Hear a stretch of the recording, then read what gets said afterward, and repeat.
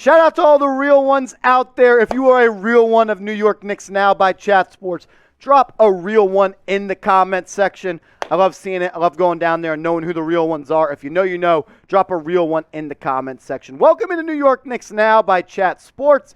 I'm your host, Marshall Green. I'm going to be answering your guys' questions on today's show. This episode aired on our live show, which is every Wednesday, most of the time around 4 p.m. Central, 5 p.m. Eastern. Subscribe, turn your notifications on so we can see you at the next live show. Shout out to Michael coming in with the first question. He's a real one. He said, would you give 3 number ones unprotected and 3 protected in addition to the player mix discussed? Michael, to be honest with you, I think I've settled with the idea that I'm not going to go above 2 unprotected first-round picks unless I'm not giving up Obi or Grimes. If I got to give up quickly, I'll give up 3 unprotected. But then I got to find a way to get an unprotected first-round pick or another first-round pick somehow, some way for Julius Randle. You got to find a way to do that. So I think there's a lot of layers to something like this. So great question, Michael, because you're making me really think here. I really don't want to go over 2 unprotected first-round picks. I really don't, man. And if I get to keep Obi and I get to keep Grimes, I'd go to 3 max, but I'm not going more to that. I'd give up all 4 protected first-round picks, no doubt about it. But it really, really pains me to give up more than 2 because that enables you, or it prohibits you from being super flexible going forward and trying to trade for more stars. Because I love Donovan. I think he makes us a better team. I think he makes us a threat. I don't think he makes us a contender just yet. Michael, great question. Joshua Brown, my guy, what up? Should we pick up a player like Boogie Cousins or Melo if available? I think we're good on Boogie Cousins because you have Mitchell Robinson, you have Jericho Sims, and you have Isaiah Hartenstein. You already got 3 centers. But I do think if you trade for Donovan Mitchell, that Melo could be a guy that you could look at. And I think if you do trade for Mitchell, I think Carmelo Anthony does sign with the New York Knicks. Because if you trade Obi Toppin, which it sounds like he's going to be the sacrificial lamb in a trade for Donovan Mitchell, I'd love to see Carmelo come off the bench as the 4 guy next to a guy like Jericho Sims or Isaiah Hartenstein or Sims, Robinson, or Isaiah Hartenstein at the center. I think if you don't trade for Mitchell, I don't think the Knicks pick anybody else up because you're already 15 deep. But if you trade for Mitchell, you're going to have to sign some vets. Carmelo Anthony could definitely be one of those. And good work by Seatman here. This question coming in from Alonzo Evening. What a question. I mean, what a name. Have you ever heard of a guy named Alonzo Morning? But did you hear about KD recruiting Melo to the Nets? Yeah. I did hear about that, man, and that kind of rubbed me the wrong way. The latest reports are that Kevin Durant wants the Nets to sign Carmelo Anthony. There was some pushback today later that the Nets aren't all that interested in him or Dwight Howard. But Kevin Durant wants it to get done. If you're the Nets right now, it seems like you got to kind of smooth off that relationship a little bit. If Carmelo goes to New York or to the Brooklyn Nets, man, I'd be in shambles. I really would. Probably my favorite basketball player of all time just because of the era of New York Knicks hoops that I grew up with. Maybe Allen Houston's my favorite of all time just because I got to see him in his prime, and he was a fan favorite of my older brother, so I got mad love for Houston. But Melo, in my lifetime, is the best New York Knick of all time. I'm only 27 years old. I got mad love for Melo, and if he goes and plays for the Brooklyn Nets, man, that would break my heart. I'd be upset. So I want to ask you guys, how would you feel about Carmelo Anthony signing with the Brooklyn Nets? How would you feel about it? I would respect it because he's getting another bag. He's getting to play another season in the NBA. No doubt a first ballot Hall of Famer, Carmelo Anthony, but I'd be hurt, man. I can't even lie. It would suck. I would hate to see him in the black and white. I hate the Nets. Let me know how you would feel, though, about Melo to the Brooklyn Nets. Do you care? Do you not care? Let me know what you're thinking in the comment section. Tricky Nicky, my guy. If we get Donovan and keep Randle, is he the third option finally? He has to understand that he will be the third option because I think it goes Donovan Mitchell, Jalen Brunson, and I would still even put R.J. Barrett ahead of him. My only concern, though, does Julius Randle have it in him to understand, to go from that number one option that when you were the captain, you were the engine of the offense. Shout out to Tom Thibodeau. Can you go from being the engine of the offense to taking a step back and being the fourth option? I don't know if Julius Randle is the unselfish type of player that can do that. I want him to do that. Will he? I don't know. Yeah, he is the third option. It's just, will he accept that? That I don't know, and that I can't answer. We'll have to find out. Good question, though, Tricky. Steven, if we get Spida, would Giannis Antetokounmpo be? I hope. That'd be awesome, right? He's the best player in the NBA, in my opinion, right now, and he did say that stuff that he loved to play for the Bulls. That was weird. I don't know if he would actually ever leave the Bucks, but I don't see the Bucks trading him unless he demands to be traded. Interesting question here, Steven Vargas, but I can't confidently say yes. I'd have to say no. I'd love to see him, but nah, that ain't happening. I never say never, but 10% chance at best. Maybe you want to bet on who the next player the Knicks are going to pick up in NBA free agency or a trade. You can do that with our proud sportsbook partner, BetUS. When you go to chatsports.com/bet and you use the promo code CHAT125, they're going to hook you guys up with a 125% deposit bonus. That's awesome. That's free money. We all love free stuff, especially free money. Take advantage of the deal. Bet on the NBA, bet on the NFL, bet on the MLB playoffs, bet on college football, bet on Joey Chestnut eating 100 Cane's chicken fingers. Whatever you want, you can bet on it at BetUS, our proud sportsbook partner. Two-step process. Chatsports.com/bet, promo code CHAT125.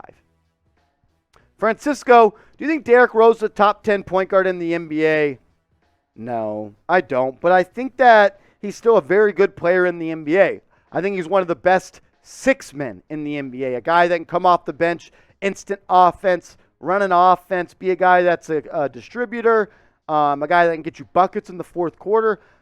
He might be a top 10 scoring guard in the NBA, a point guard. I don't know if he's not. He's not a top 10 guard. I'll tell you that right now. But I'm excited to see Derrick Rose this year. Only played in 26 games last year. I think this year's a big year for him in going forward in his NBA career because he has a team option or player option, a team option next summer. So if he doesn't play all that well, the Knicks could decline that option. He becomes a free agent. Good question, Francisco, but nah, he ain't top 10 anymore. He used to be the best in the NBA, best in the world, but still, he deserves his flowers. The way he was able to reinvent himself after the catastrophic knee injuries, going from a extreme athletic specimen to being one of the true best shot makers at the point guard spot. The mid-range J, he's a 40% three-point shooter now, can still finish around the basket, doesn't dunk anymore, but the way he's been able to reinvent himself, it's incredible, and I think Derrick Rose is going to make the Hall of Fame. Shout out to D. Christofel. You think we tampered in the Brunson signing, or are we losing assets? What's tampering? It's such a fine line here, right? Like Leon Rose is the godfather of Jalen Brunson. Jalen Brunson's dad works for the Knicks. Jalen Brunson's godfather's son is the agent of Jalen Brunson. So are you not allowed to talk to family? Are you not allowed to talk to your dad? Are you not allowed to talk to your godfather? You're not allowed to talk to your cousin? It's a really, really fine line. I'm sure we did tamper by the rules, but can you say you can't talk to family? I don't know. I just hope they don't fine us for a first-round pick. I don't think they will. The Heat and Bulls got fined last year for the Lonzo Ball and Kyle Lowry stuff. A second-round pick. If it does happen, I hope at most it's a second-round pick because the Knicks, they have 11 of those in the next 7 years. So if you had to tamper to get it done, it costs a second-round pick. Kudos. I'm cool with it. But if it's first-round pick, I'm going to be pissed off. I like my woman sunny side up. That sounds scrumptious, my guy. He said, if we get Donovan, how do you think Tibbs will do handling the three-headed egos of JB, Mitchell, and Randle? Well, one, I don't think Jalen Brunson has an ego. I'm not sure. I can't really confidently say about Donovan Mitchell, but I don't think he really has an ego, to be honest. I think Donovan Mitchell, look, all NBA players have egos, right? But I think Donovan Mitchell is a team player. I do worry about Randle, though. I don't know if Randle's willing to accept that third role in this offense. And he's still got R.J. Barrett that you got to worry about. So I'm concerned with Randle. I'm not concerned with J.B. or Mitchell. And should Tibbs go, this season will tell. Knicks struggle this year. I think it probably will be Tom Thibodeau's last year. But I don't think the Knicks will ever fire Tom Thibodeau. I think they will upgrade him to a front office role. I think there's too much respect between him and Leon Rose. One way or another, I think Tom Thibodeau's here to stay for a while. Whether it's GM, not GM, but, just a person and a decision maker in the front office. This is a great question, though, and it goes great with your question, my guy. Shout out to like my woman, Sunny Side Up. Best name I've seen on the channel. 39 wins for the Knicks this season. That's the over-under in Vegas right now. Remember, the Knicks won 37 games last year. So how do you think they do this year? 39.5 wins. Over or under? Type your thoughts and your answers in the comments right now. Shout out to Monty, a real one. He said, let's say the trade does happen. What's next? You play basketball. You play basketball and you hopefully win games, right? I think if you trade for Donovan Mitchell, I do think Carmelo Anthony is the next domino to fall. I think Carmelo is going to play for the Knicks if they trade for Donovan Mitchell. If they don't, I think he goes elsewhere. But the Knicks will not be done making moves forever, obviously, after trading for Donovan Mitchell. I think they're cool for a year. I think they run through this season with the current roster. But remember, the Knicks don't want to trade all of their future assets because they still want to stay flexible. They want to be able to add another player in a trade. They want to be able to sign a player in NBA free agency in 2025 when the salary cap goes from $130 million to $170 million. When you see an increase in cap of $40 million, that's going to add a max roster slot to your arsenal to go and pay someone. So the Knicks aren't done after Donovan Mitchell. I think they are done for the 2022 season, but that is just going to be the first move, the first chess piece to get moved in a long game that's going to be run by Leon Rose to make the New York Knicks a powerhouse in the NBA. It's not a one-move deal for the Knicks. It's Mitchell, then it's trading for someone else, and then it's signing someone in 2025. Last question on this mailbag from the GOAT of names. I like my woman Sunny Side Up. Which young guy has the better potential, Cam, Obi, or Grimes? Great question. Great question. I think it's Grimes. I do. I think he plays the most winning brand of basketball. There's two things that always translate to wins. Defense, perimeter defense, and three-point shooting. And he's the best player on the Knicks at both those besides Evan Fournier at the three ball. I think Obi has legit potential. I just kind of worry if he can ever be a efficient enough shooter from the outside to be elite. I like Obi. I love Obi. Don't get that misconstrued. I like Cam too. I got to see it, though, with Cam before I can go out on a limb and, say he's going to have a brighter future than Obi or Grimes. I think Grimes and Obi are neck and neck. I just think Grimes kind of plays a more winning brand of basketball where it's threes, it's defense. That translates. Obi, I don't know if his handle is ever going to be elite enough to really just be a dominant player. Could he be a star? Maybe an all-star or two? For sure. I think Grimes can be one of the most winning type of... Can Grimes be a Desmond Bane type of player?